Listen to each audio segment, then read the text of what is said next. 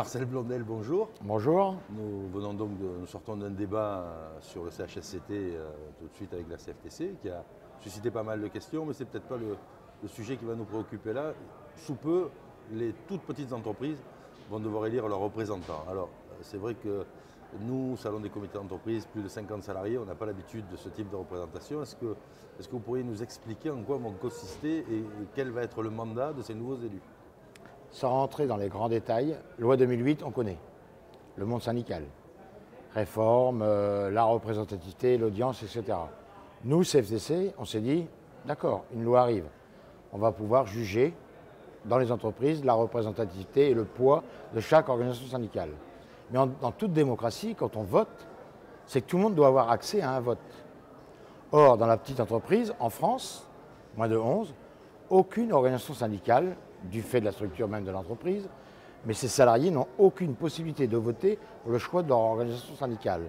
Le seul choix qu'elles ont, c'était les prud'hommes, mais c'était pour élire des juges prud'hommes, mais pas pour des organisations syndicales. Donc derrière, nous avions réclamé, comme d'autres organisations syndicales, à ce que les salariés des petites entreprises puissent donner la possibilité à des organisations syndicales d'avoir une audience pour qu'ils puissent demain négocier et avoir une juste représentativité du monde syndical.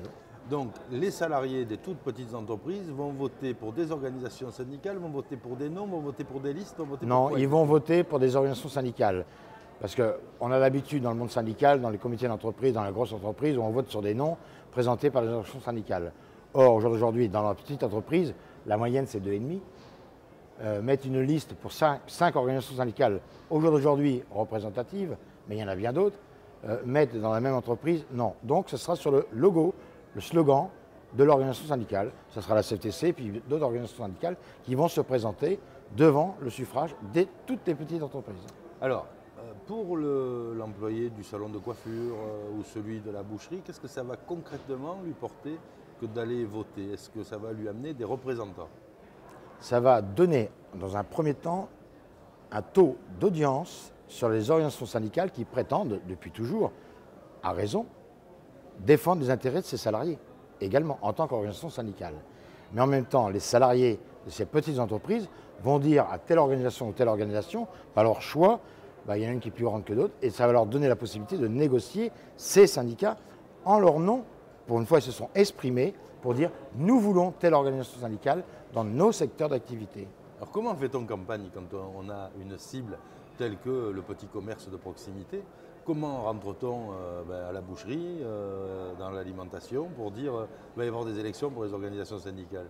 Alors ça peut paraître très compliqué, et c'est compliqué.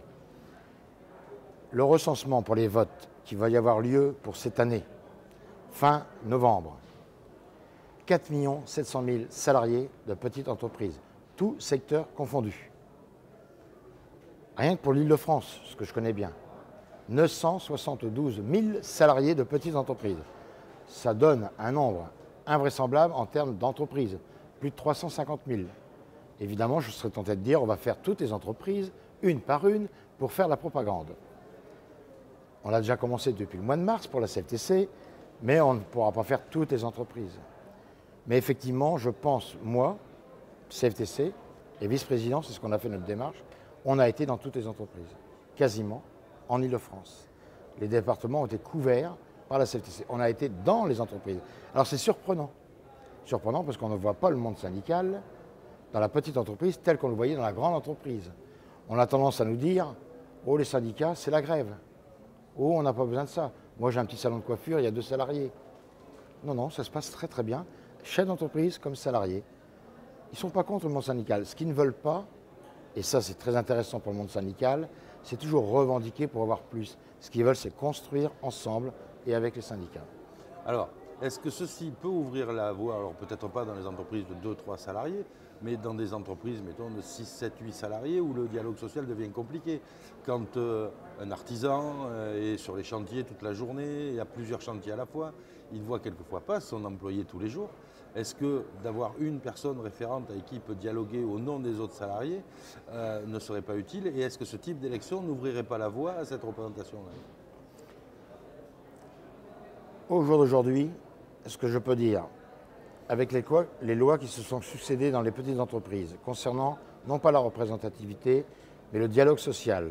Je fais référence à l'accord UPA, qui a déjà quand même pas mal d'années, plus de 10 ans, où l'accord UPA avec toutes les confédérations françaises ont mis en place un dispositif pour dire qu'il faut qu'on finance le dialogue social, qu'on donne la possibilité aux confédérations de dégager éventuellement des heures du temps de salariés de petites entreprises pour dialoguer avec des chefs d'entreprise.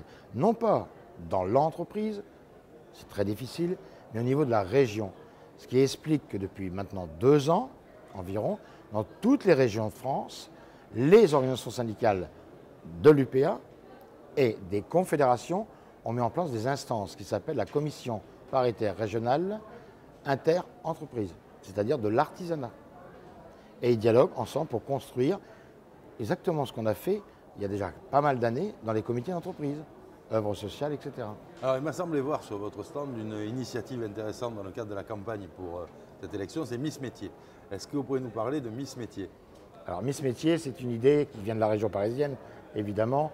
On s'est dit que pour intéresser d'abord les salariés à voter, car attention, en face de nous, tous syndicats confondus, on a une inconnue. C'est le taux de participation des salariés de la petite entreprise à voter une organisation syndicale.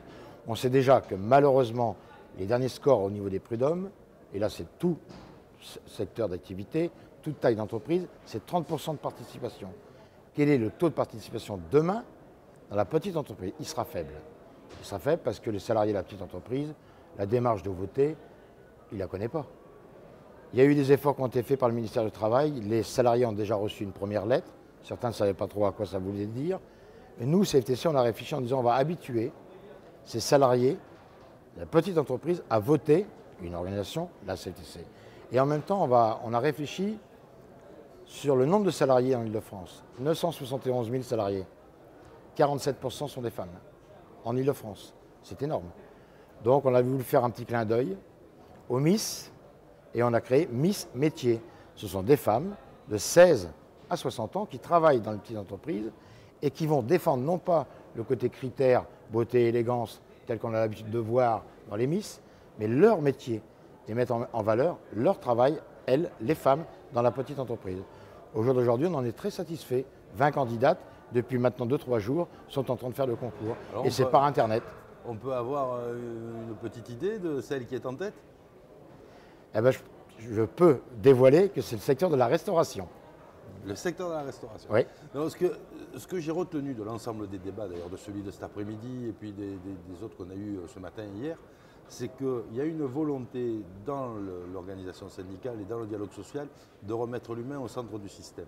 Et je pense que c'est peut-être quelque chose qui est encourageant pour la suite de voir qu'il y a plus une conscience de la déshumanisation de la société et une volonté de remettre l'humain au centre. Est-ce que vous, dans les réunions que vous avez à la CFTC, c'est un sujet que vous abordez et une préoccupation qui est la vôtre de remettre l'humain au centre du travail? C'est notre fil conducteur à la CFTC. Le mot chrétien n'est pas pour rien arrivé à la CFTC. C'est notre valeur. Elle plaît ou elle ne plaît pas. Mais l'humain est essentiel. On ne revendique pas pour un groupe. Si on revendique pour un groupe, c'est toujours dans l'intérêt. On fait attention à ce que l'humain ne disparaît pas dans un collectif. L'intérêt collectif, c'est très bien de défendre les intérêts collectifs. Mais est-ce que l'humain ne disparaît pas? Or, il a toujours été dans le débat. Et l'expérience que j'en ai eue sur la campagne actuellement électorale dans les petites entreprises, et je pense que ça, les organisations syndicales, nous devrions faire très attention, mais moi j'en étais sûr, c'est qu'ils ne parlent pas, par exemple, dans la grande entreprise par exemple, on parle de fonction, on parle d'emploi, parce que la crise est là. J'ai un emploi, je travaille à telle entreprise, j'ai une fonction. Dans la petite entreprise, ils n'ont pas d'emploi, ils n'ont pas de fonction. J'ai un métier. Ils font référence à un métier. C'est très important. Elles ont appris, les femmes, je parle des Miss, mais les hommes aussi, c'est pareil, quand on discute avec eux, ils ont un métier. Ils n'ont pas perdu les valeurs du métier, du travail. Or, dans la grande entreprise, on est devenu des numéros. On a une fonction, on a un service, on a un emploi. Mais la petite entreprise, c'est bien un métier. Et je pense que c'est vraiment l'axe qu'il faut. Pour nous, CFTC, c'est l'axe, c'est le métier, la remise en valeur des métiers. Alors, je vais vous laisser conclure. Parlez donc aux entreprises, enfin aux salariés de ces toutes petites entreprises. Qu'est-ce que vous leur diriez en 1 minute, 1 minute 15? N'oubliez pas, vous avez la possibilité au jour d'aujourd'hui de voter pour une organisation syndicale de votre choix. C'est la liberté, notre pays est liberté, justement. Choisissez votre syndicat. Celui qui vient dans votre magasin, celui que vous avez déjà rencontré plusieurs fois depuis le mois de mars, votez et votez CFTC.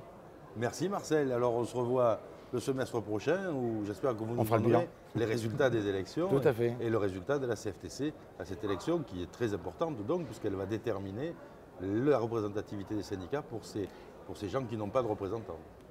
Elle va le déterminer dans le cas des petites entreprises de l'audience qui vont s'additionner avec la grande entreprise et on verra ça en août 2013. Je souhaite tout le meilleur. Merci. Merci.